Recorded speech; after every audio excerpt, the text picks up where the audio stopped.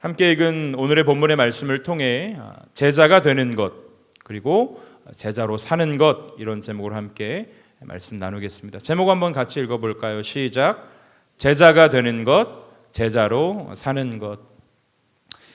결혼 예비학교에 가면 빠지지 않고 듣게 되는 강의의 내용 중에 하나가 바로 이런 겁니다. 결혼 전에 준비해야 되는 것은 결혼식이 아니라 결혼 생활에 대한 준비입니다. 많은 사람들이 결혼식을 준비하는 것에 몰두하다가 진짜 중요한 결혼식 이후 결혼 생활에 대한 준비가 없어서 결혼 생활에 대한 어려움을 겪는 경우가 많이 있습니다. 빠지지 않고 결혼 예비학교에 참여한 사람들에게 전달되어지는 내용입니다. 저는 상당히 공감이 됩니다. 특별히 이 한국 사회에서 이 결혼식이라는 문화가 조금은 바뀌어 가기도 하지만 여전히 아주 일륜지 대사라는 표현을 쓰기도 하고 아주 큰 그 두 사람만의 행사가 아니라 가족의 행사이기 때문에 이 결혼식 준비하는 일이 쉽지 않습니다. 준비할 것들이 너무나 많이 있기 때문에. 그러다 보니까 결혼식이 목표가 되는 경우들이 있습니다. 결혼식은 결혼 생활이라는 아주 긴 시간 안에 보면 하루 몇 시간, 아주 짧은 시간에 불과한데도 이 결혼식이 목표가 되어서 더 중요한 결혼 생활에 대한 준비를 놓치는 경우가 많이 있다라는 거죠. 모두가 다 중요하지만 이 삶의 가치는 더 중요한 것, 진짜 중요한 것에 에너지를 쏟을 때 거기에서 우리가 가치를 얻을 수 있잖아요. 신앙생활도 저는 비슷한 부분이 있다라고 생각합니다. 더 중요한 것을 분별하고 거기에 우리의 마음과 삶과 가치를 담아 하나님께 올려드리는 것, 이것이 우리에게 필요한 신앙의 태도라는 것입니다. 바른 신앙인 것이죠. 어찌 보면 사역보다 중요한 건 하나님과의 관계이고 관계를 잃어버린 어떤 사역도 하나님의 기쁨이 될 수 없듯이 오늘 함께 읽은 이 본문의 말씀을 통해 이 제자라는 그 이름, 사람들에게 불려지는 그 제자라는 이름이 아니라 그 이름에 걸맞는 삶을 요구하시는 그 예수님의 요구를 한번 살펴보면서 저와 여러분들의 삶과 신앙 가운데 주시는 하나님의 은혜가 있기를 주님의 이름으로 축복합니다.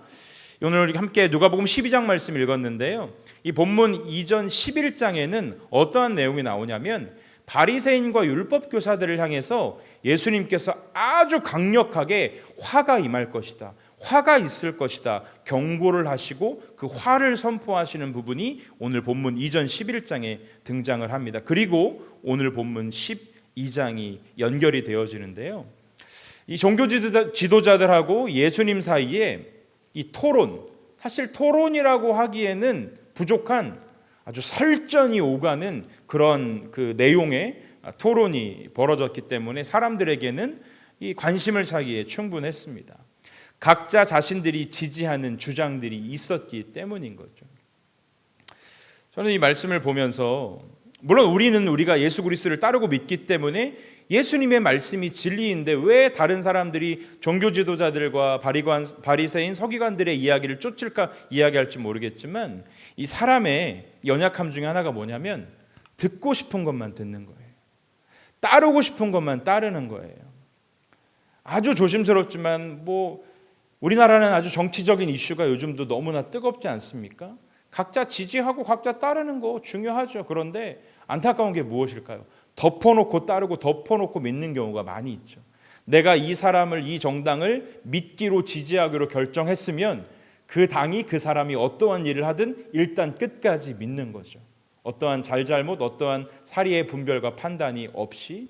아마 이 당시에도 예수님을 따르는 사람들과 종교 지도자들 간의 이 설전, 이 토론의 내용을 통해서도 예수님께서 진리이심을 믿고 따르는 사람들은 예수님 편에 섰겠지만 이 바리새인들과 서기관들의 주장을 믿는 사람들은 예수가 진리여도 그것을 믿으려는 생각조차 하지 않았을 것입니다.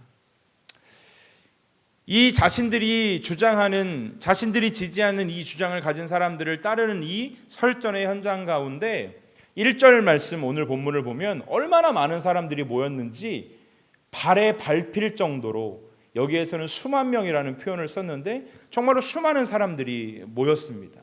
그런데 발에 서로 밟힐 정도로 수많은 사람들이 모였는데 그 가운데 예수님의 행동이 우리로 하여금 물음표를 갖게 하고 또 때로는 느낌표를 갖게 합니다. 무슨 얘기냐면 이 상황 가운데 예수님이 누구에게로 가십니까?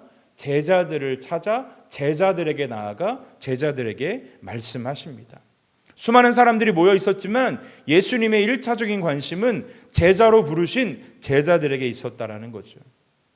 제자들을 향한 오늘 본문의 가르침 말씀은 우리가 흔히 이야기하는 제자도, 예수님을 따르는 제자로서 반드시 알고 지켜야 될 이 도리, 제자도의 내용입니다. 제자도는 선택의 문제가 아닙니다. 순종의 문제임을 기억하시기 바랍니다. 예수님을 따르는 삶은 우리가 선택하고 결정하는 것이 아니라 예수님의 말씀이 진리이고 변하지 않는 하나님의 말씀임을 믿기 때문에 거기에는 우리가 갈등하고 고민하면서 잘잘못을 따지는 것이 아니라 거기에는 우리의 순종만이 있음을, 불순종만이 있음을 우리는 기억해야 한다는 것이죠. 선택의 문제가 아니라 순종의 문제이고, 제자는 고민하는 사람이 아니라 순종하는 사람임을 우리는 기억해야 됩니다. 갈등하는 사람이 아니라 따르는 사람임을 우리는 기억해야 될 것입니다. 오늘 본문에 예수님께서 제자들에게 4가지를 부탁하셨어요. 그 4가지 내용을 좀 살펴보면서 여전히 우리에게 기회를 주시고 제자로 살아가게 하시는 그 하나님의 은혜의 출발점이 오늘이 될 수 있기를 주님의 이름으로 축복합니다. 먼저 예수님께서 가장 먼저 말씀하신 게 뭐냐면 바리새인의 이 외식을 주의하라 말씀하시면서 이 누룩이라는 단어를 쓰죠. 누룩 아시죠? 술 빚을 때 사용하는 건데 이 부풀게 하는 성질을 강조하기 위해서 이 누룩이라는 단어를 예수님께서 사용하셨어요. 빵 만들어 보신 분들은 그 이스트라고 하죠. 그러니까 빵을 이렇게 부풀게 하는 성질, 비슷한 맥락입니다. 술을 만들 때 사용했던 이 누룩, 부풀게 하는 성질을 강조하기 위해서 속은 부정하고 아무것도 아닌데 겉만 화려하게 과장해서 정결을 과시하는 바리새인들의 어떤 신앙의 행태를 누룩에 비유해서 지금 꼬집고 계신 것입니다. 이게 왜 필요했냐면 여러분, 제자들 가운데 예수님께 누가 큰 자입니까? 라고 묻는 사람들이 있었죠. 왜요? 그들의 관심이 자리에 있기도 했기 때문에 예수님께서는 이 제자들이 관심 가져야 될 부분이 누가 큰 자인지, 어느 자리가 높은 자리, 이것이 아니라 하나님 앞에서의 태도가 중요하다는 것을 말씀해주고 싶으셨기 때문인 것입니다. 늘 우리 안에 이 누룩과도 같은 것이 자리를 잡고 있지는 않는지 우리는 점검해야 합니다. 그래서 예수님은 오늘 본문 2절 말씀에 감추인 것은 반드시 드러나게 되어 있다, 숨겨진 것은 반드시 알려지게 되어 있다라는 말씀으로 이 바리새인들의 외식, 이것이 얼마나 어리석은 행동임을 말씀하시는 거죠. 그러나 우리는 하나님의 자녀로 살아가지만 이 세상을 버타며 살아가고 있습니다. 그렇기 때문에 눈에 보이는 것을 쉽게 따르고 이 세대의 문화를 쉽게 적용하고, 어찌 보면 나도 모르는 사이에 세속의 가치가 내 안에 자리 잡고 있음에도 불구하고 그것을 부정하고 인정하지 않는 삶의 연약한 모습도 발견하게 됩니다. 신앙은 하나님 앞에서 살아가는 것입니다. 사람들의 눈과 귀를 속이는 것은 그리 어려운 일이 아닙니다. 그러나 하나님은 속지 않으시는 분이시죠. 지난 목요 예배 때 본문이었던 이 누가복음 11장에 보면 예수님의 치유 사역을 보고 뭐라고 바리새인들이 이야기했냐면 귀신의 왕 바알세불의 힘을 이용해서 이 귀신을 쫓아낸 것이다. 또 다른 기적을 보여라, 또 다른 표적을 보여라, 이렇게 이야기하는 가운데 뭐라고 기록되어 있냐면 예수님께서 이것들을 미리 다 아셨다라는 표현을 사용하고 있습니다. 예수님께서 우리를 모르시지 않죠. 이미 다 알고 계시죠. 그렇기 때문에 건강한 신앙은 하나님 앞에서 무언가를 대단히 해내는 것, 그것이 중요한 것이 아니라 매일매일 자신의 연약함과 부족함을 고백하면서 하나님의 은혜를 구하는 신앙이 가장 복되고 귀한 신앙임을 기억하시기를 주님의 이름으로 축복합니다. 이게 너무나 중요한 거죠.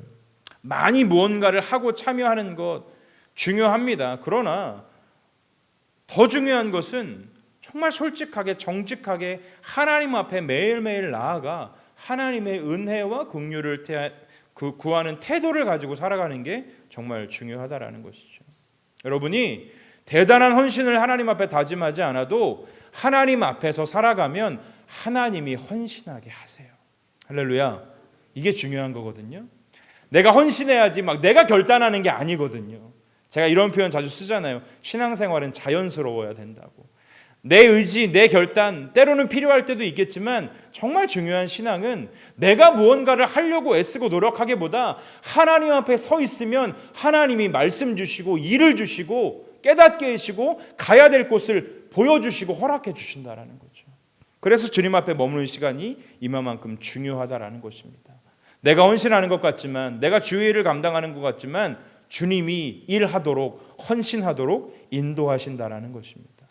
이 바리새인들의 외식, 자칫 이 세상을 살아가면서 보여지는 것이 전부라 여겨지고 보여지는 것에 현혹되어져서, 요즘 젊은 세대들이 다 그런 건 아니지만 영혼까지 끌어모아서 영혼까지 팔아서 사람들에게 보여줄 아주 유명한 외제 차, 가방 이런 것들 보여지는 것.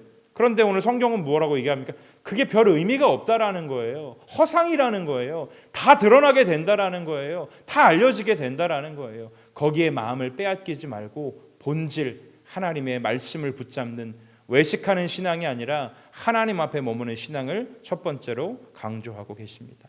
두 번째는 하나님을 두려워할 것에 대해서 말씀을 하십니다.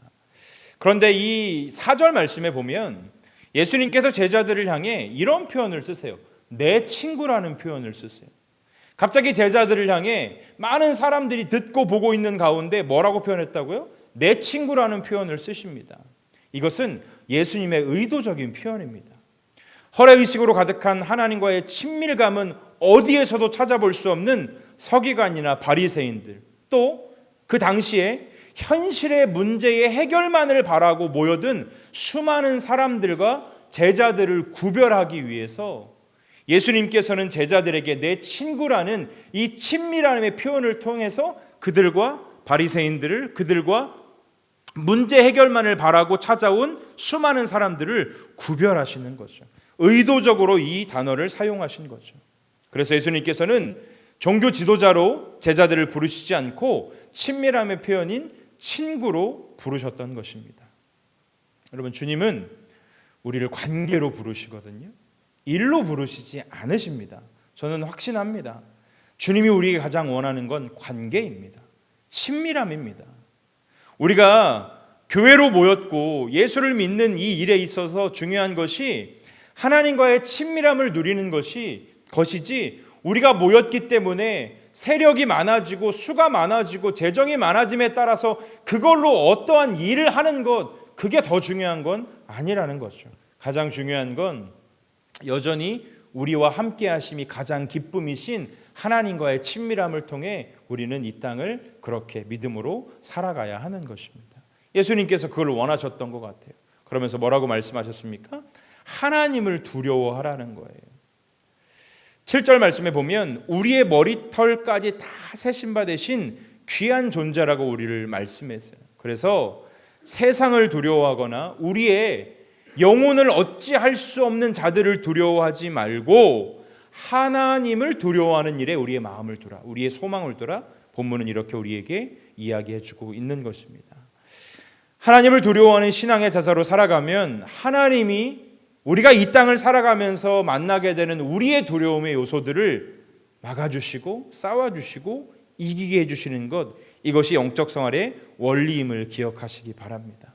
주님을 두려워하고 주님이 어떠한 분이신지를 알고 믿고 따르는 이 삶을 통해서 하나님께서는 우리의 삶 가운데 두려움의 요소들을 제하시고 하나님을 두려워하는 신앙을 통해 살아가게 될 복되고 아름다운 삶을 우리 가운데 허락해 주신다라는 것입니다. 사랑하는 여러분, 여러분의 두려움의 요소는 지금 무엇입니까? 없지 않죠.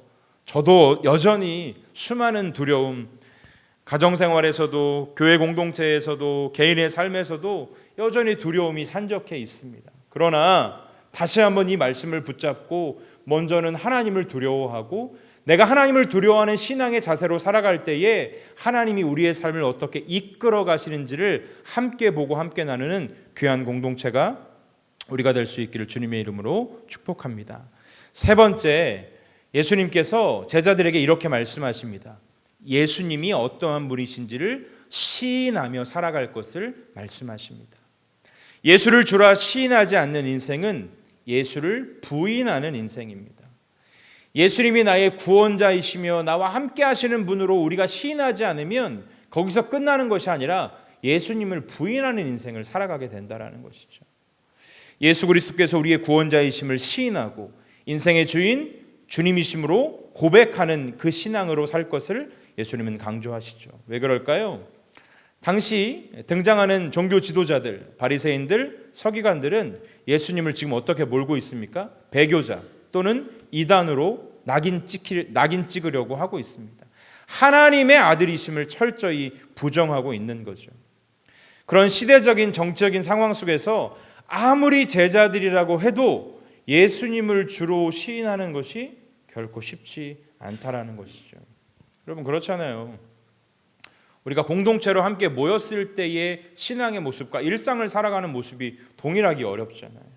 동일한 것이 우리의 신앙의 목표이겠지만 상황이, 형편이, 환경이 그렇게 우리를 짓누르게 되면 최근에 그 뉴스를 보니까 그 마다가스카르라는 나라에서 선교사님 두 분이 피살된 사건을 접하게 됐습니다. 보니까 사위하고 장인어른이시더라고요. 두 분 다 목회자인데 일찍 은퇴하고 하나님께서 부르신 그 오지에 가서 선교를 감당하다가 전혀 알 수 없는 이유로 피격되어서 목숨을 잃게 되어서 최근에 한국으로 돌아와서 장례를 치렀던 내용을 제가 기독교 방송 뉴스를 통해서 볼 수가 있었습니다. 저는 그러한 모습들을 보면서 여러분 사실 우리가 살고 있는 이 땅에서 우리의 고백, 이 고백을 하지 못하게 하는 게 외부적인 요건은 거의 없는 것 같아요. 그렇지 않나요? 외부로 우리가 예수를 믿는 것을 핍박하고 우리를 늘 경계하는 사람들이 있어서 고백하지 못하는 것이 아니라 어찌 보면 우리는 세상의 가치를 포기하지 못하기 때문에 그리스도가 내 삶의 주인이심을, 나와 함께 하시는 구원자이심을 고백하지 못하지, 사실 선교지처럼 예수를 핍박하는 사람들이 많아서 고백하지 못하는 그런 부분은 별로 없는 시대에 우리는 살아가고 있지 않나 생각을 합니다. 여러분,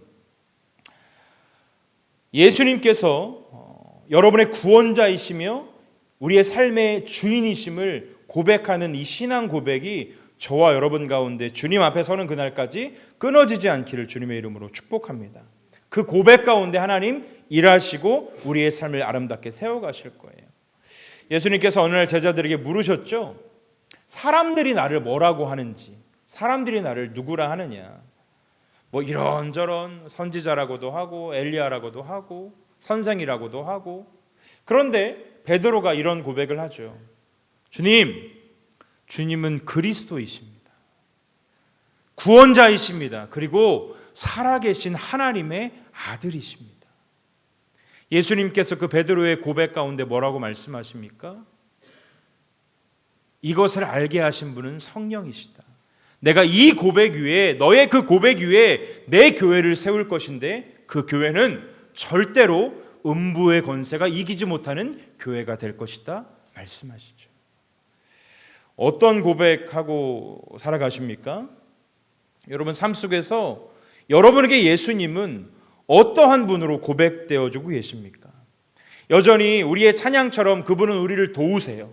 우리와 함께 하시고 우리를 인도하세요. 그러나 저와 여러분이 그 고백 이전에, 예수께서 우리에게 행하신 그 일의 고백 이전에 예수는 나의 구원자이십니다. 예수님이 나의 구원자이십니다라는 고백으로 고백되어지는 그 아름다운 인생이 저와 여러분들의 인생 될 수 있기를 주님의 이름으로 축복합니다.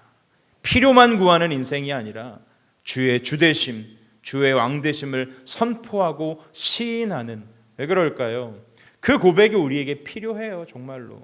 그래서 제가 여러분들에게 헌금을 할 때도 온라인으로 하더라도 꼭 써서 좀 냈으면 좋겠다, 기도의 제목, 제가 그거를 보고 판단하려는 게 아니라 정말로 우리는, 여러분 그거 아세요?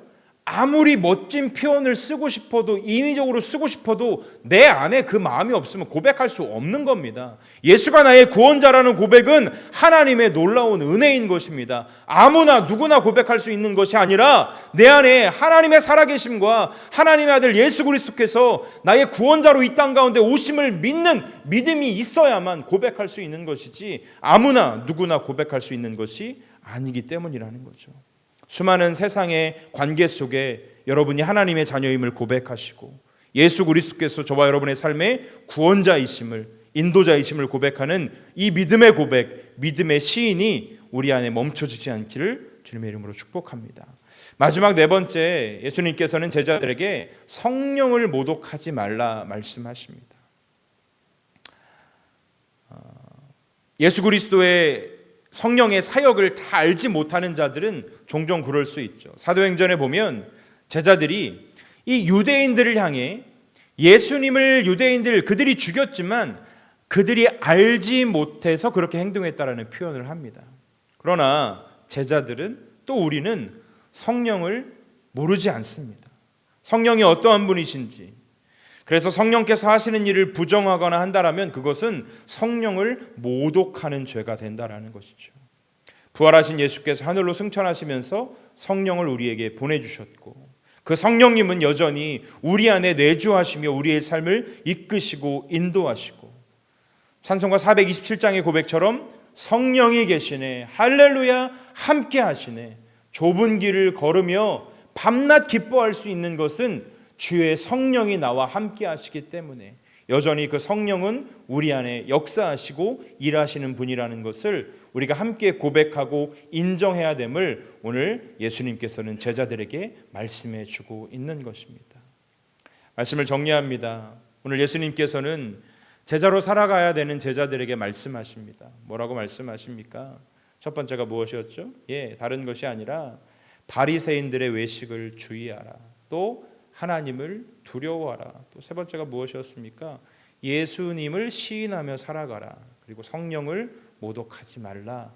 이것만이 제자도가 되는 유일한 방법은 아니죠. 그러나 이 당시에 이 상황 가운데 예수님은 제자들에게 이러한 것이 필요하다라고 말씀해 주셨습니다.